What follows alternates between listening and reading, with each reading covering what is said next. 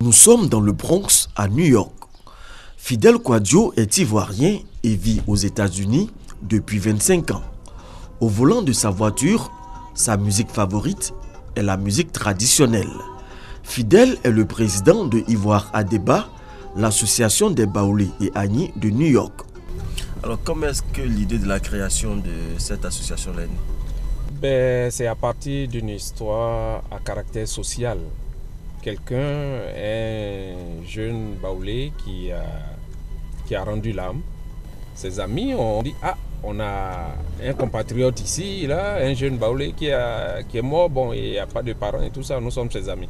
Voilà. Et donc c'est ce qui a interpellé les uns et les autres à mettre une association d'entraide, voilà, à caractère social pour venir en aide aux frères Agni et Baoulé. Plus qu'une association, une famille. Tous les derniers dimanches de chaque mois, les membres de Ivoire Adeba se retrouvent pour une réunion mensuelle. Vous savez, dans nos villages, dans nos quartiers, nous sommes un peu une famille, une grande famille. Et quand quelqu'un est affecté, par exemple, par un décès, ce décès affecte tout le village, tout le monde, tout le quartier. Donc c'est un peu cette culture-là que nous avons amenée ici. Donc ça nous permet de s'entraider. On s'entraide, que ce soit dans le malheur et que ce soit dans le bonheur. Ça nous permet de nous réjouir et pérenniser la culture baoulé et agni ici en Amérique. Ce dimanche, un seul sujet est à l'ordre du jour. Le bilan de Paquinou, made in New York. Sachez tout simplement qu'en dehors du Paquinou de Côte d'Ivoire, notre Paquinou vient en deuxième position. Il n'y a pas quelqu'un qui peut me dédire, il n'y a pas quelqu'un qui peut me démontrer.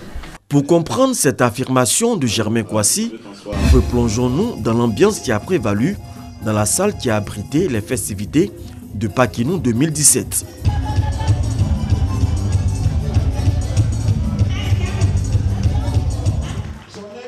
Rehaussée par la présence de l'ambassadeur de Côte d'Ivoire aux États-Unis, la fête a mobilisé les communautés baoulées et agni de New York, Washington et Atlanta, avec à leur tête leur reine-mère.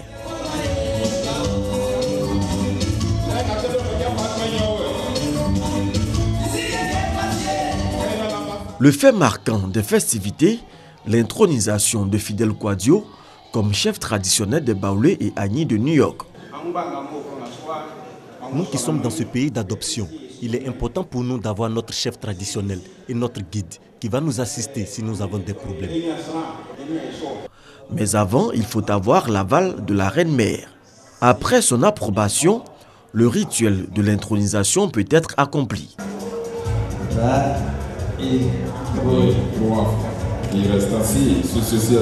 Présents à cette célébration, les plus jeunes de la communauté qui n'ont pas boudé leur plaisir.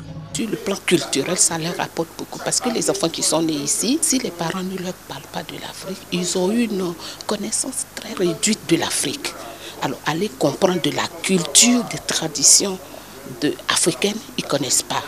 Donc, le fait d'instituer des thèmes qui sont culturels au sein d'une association, dans l'organisation d'un gala, d'un dîner gala ou d'une manifestation d'associations africaines, ça leur apporte beaucoup.